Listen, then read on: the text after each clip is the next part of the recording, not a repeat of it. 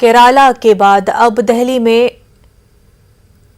Monkeypox के मरीजों की आमद से महकमे सेहत में हलचल मच गई है।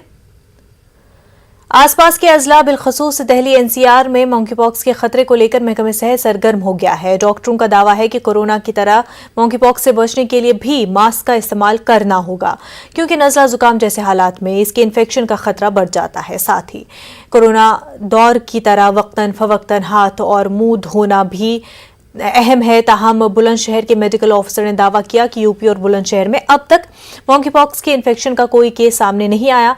बुलंदशहर के सीएमओ ने दावा किया कि दिल्ली में मंकीपॉक्स के मामला सामने आने के बाद जिले के तमाम अस्पतालों में तैयारियां कर ली गई हैं। जो मंकीपॉक्स बीमारी है, किस तरीके की बीमारी है, क्या जिला प्रशासन द्वारा, जिला अस्पताल द्वारा सुविधाएं की गई है? ये मंकीपॉक्स एक वायरल बीमारी ही है। जैसे आपने देखा होगा चिकन पॉक्स की बीमारी हर साल ही कुछ लोगों में होती है, बच्चों में, बड़ों में। उसी तरह की एक वायरस बीमारी है जिसमें कि बुखार, खांसी, नज़ले के साथ साथ खाल के ऊपर भी छाले जैसे पड़ते हैं और साथ में जो है ग्लैंड्स वगैरह भी इसमें बढ़ जाती हैं। तो एक तरह से वायरस बीमारी है, वायरल बीमारी है। इसके लिए जहाँ तक घबराने की ऐसी कोई बात नहीं है, लेकिन सावधान रहने की ज़रूरत है। जो बेसिक सावधानियां कोरोना में हम अपनाते थे, जैसे मास्क है, आपस में भीड़ भाड़ से बचने वाली बात है, हैंड वॉशिंग है, उसके साथ साथ जो लोग बाहर से जो लोग आए हैं विदेश से या कहीं भीड़ भाड़ वाली जगह से, टूरिस्ट प्लेसेस से, तो उनको अपने ऊपर थोड़ा निगाह रखने की ज़रूरत है कि उनको कोई इस तरह के लक्षण तो पैदा नहीं हो रहे हैं जो कि इस बीमारी से मिलते जुलते हों।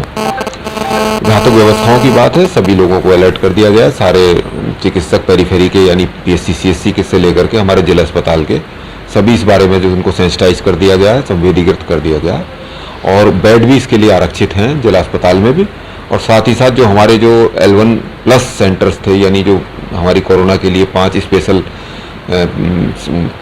प्राथमिक स्वास्थ्य केंद्र बनाए गए थे, सामुदायिक स्वास्थ्य केंद्र, उसमें भी बेड आरक्षित हैं और बच्चों के लिए अलग से भी उसमें बेड पीकू के रूप में आरक्षित हैं।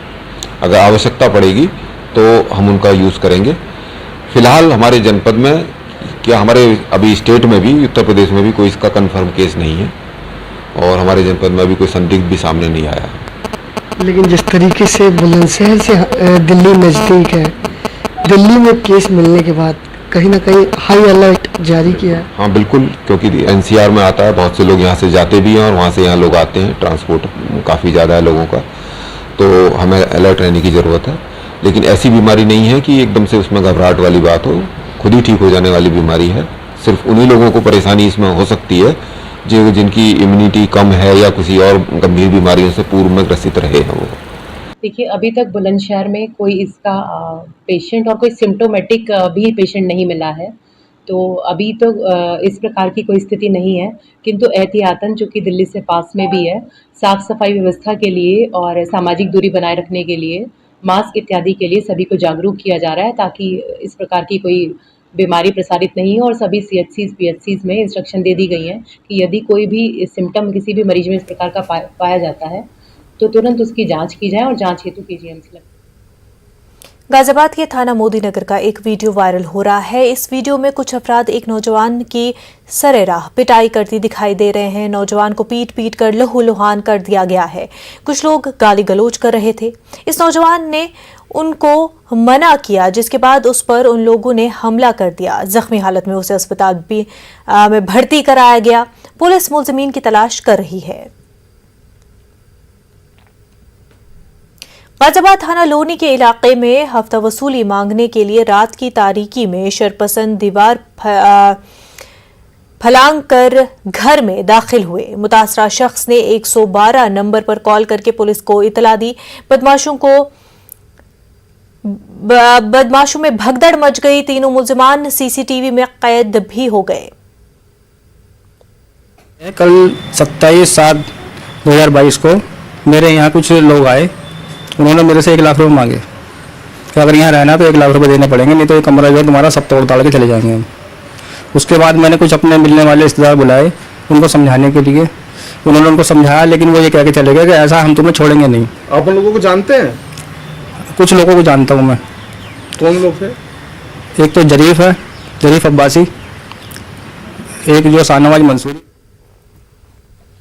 कानपुर में 3 जून को तशद्दुद हुआ था, जिसमें पुलिस ने कार्रवाई करते हुए मरकजी मुलजिम समेत 60 अफराद को गिरफ्तार किया था, जिसमें मरकजी मुलजिम हयात जफर हाशमी और तशद्दुद के मामले में फंडिंग के मुलजिम मुख्तार बाबा और बिल्डर हाजी वसी पर पुलिस ने बड़ी कार्रवाई की है। हयात जफर हाशमी पर पुलिस रिपोर्ट की बुनियाद पर NSA लगाया गया, जबकि मुख्तार बाबा के खिलाफ गैंगस्टर एक्ट लगाया गया है। जो कानपुर के अंदर घटना घटित हुई थी और सांप्रदायिक माहौल बिगाड़ने का जो प्रयास हुआ था, उसमें पुलिस ने तत्काल कार्रवाई करते हुए करीब 60 लोगों को गिरफ्तार किया था। उसी क्रम में जो मुख्य अभियुक्त थे जिन्होंने की इसमें फंडिंग की और लोगों को इकट्ठा किया और माहौल बिगाड़ने का प्रयास किया, उन लोगों के खिलाफ गैंगस्टर एक्ट के तहत कार्रवाई की गई है।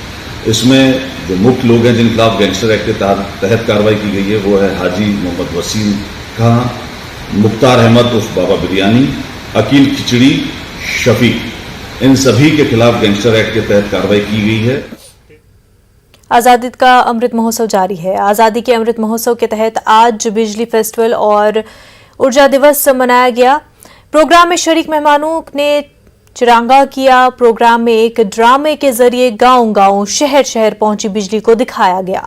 प्रोग्राम में बिजली की अहमियत पर रोशनी डाली गई। इसके अलावा कम वक्त में दूर दराज इलाकों तक बिजली कैसे पहुंची, इस पर रोशनी डाली गई।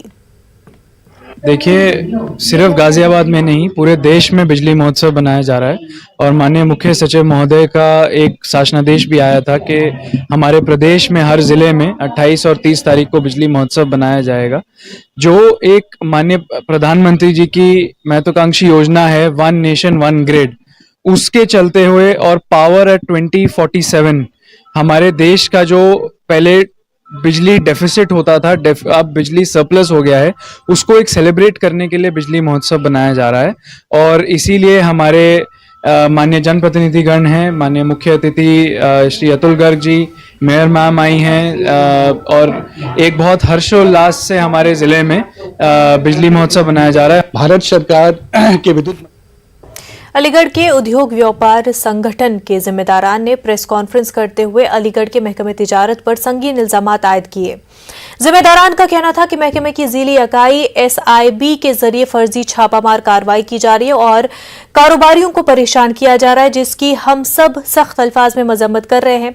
उन्होंने कहा कि कुछ फर्जी लोगों के जरिए महकमे के लोगों की मिली भगत से फर्जी छापामार कार्रवाई की जाती है और बाद में कागजात को खत्म कर दिया जाता है। इस तरह के मुतादिद मामले रोशनी में आए हैं। इस ताल्लुक से उन्होंने कहा कि हम लोग मुतनब्बे कर रहे हैं, अगर वक्त रहते ये सब नहीं रुका तो हम मुल्कगीर एहतजाज करने पर मजबूर होंगे। समस्या उद्योग व्यापार संगठन की ये है, अलीगढ़ का व्यापारी आज सर्वे और छापे SIB के द्वारा जो किए जा रहे हैं, वाणिज्य कर विभाग की एक शाखा के द्वारा, वो व्यापारी को उत्पीड़न करने के लिए हैं। फर्जी नोटिस भेजकर असेसमेंट बनाया जा रहा है और उस असेसमेंट को सॉल्व करने के लिए, कम करने के लिए 10 से 20% तक का उस पर जिसे कहते हैं हम रिश्वत ली जा रही है। मंकीपॉक्स को लेकर उत्तर प्रदेश हुकूमत की गाइडलाइन पर अलीगढ़ में भी अमल शुरू कर दिया। अलीगढ़ के chief medical officer doctor Neeraj Tyagi ने मीडिया से बात करते हुए बताया कि हुकूमत से जो हिदायत मौसूल हुई हैं उसी पर अमल करते हुए तमाम रहनुमा हिदायत को आम कर दिया गया है। अगर इस तरह का कोई भी मरीज मिलता है तो उसकी फौरी इत्तला दें। उन्होंने साथ कहा कि अस्पतालों में भी बेड मुख्तस कर दिए गए हैं। फिलहाल अभी तक अलीगढ़ में कोई केस बरामद नहीं हुआ है। जो दिशा निर्देश प्राप्त हुए हैं उसी का अनुपालन करते हुए उसकी जानकारी सार्वजनिक कर दी गई है। कोई भी इस तरह के अगर संदिग्ध रोगी पाए जाते हैं तो त्वरित गति से उनकी सूचना देना सुनिश्चित करें, ताकि जो भी निरोधक कार्रवाई संज्ञान ली जानी है वो समय से ली जा सके। बेड वगैरह आरक्षित करने के लिए कुछ अभी यहाँ बेड वगैरह आरक्षित करने के लिए कहा गया है। फिलहाल जो मुख्यतः जो ध्येय रखा गया है वो है सर्विलेंस पे, ताकि हम अपनी निगरानी सुदृढ़ कर सकें। अभी कोई केस सर नहीं, अभी तक कोई। मेरठ के मवाना थाना इलाके की रहने वाली एक शादीशुदा खातून ने अपने ससुराल वालों पर संगीन इल्जामात लगाकर पुलिस को भी हैरान कर दिया है। खातून ने ससुराल वालों पर एक पाकिस्तानी शहरी के साथ गैर कानूनी हथियारों के कारोबार में मुलविस होने का इल्जाम लगाया है। साथ ही इस मामले को उजागर करने की बात करने पर खातून के साथ ज्यादती और रेप करने का भी इल्जाम लगाया है।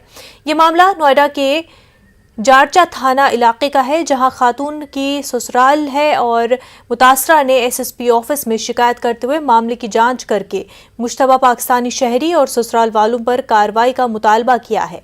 इस मामले में शिकायत मिलने के बाद अब मवाना थाना पुलिस ने जांच के बाद कार्रवाई की बात कही है। मवाना से हूँ बेटी, लेकिन मेरी ससुराल है गौतम बुद्ध नगर, गाँव छोलस, जिला गौतम बुद्ध नगर की।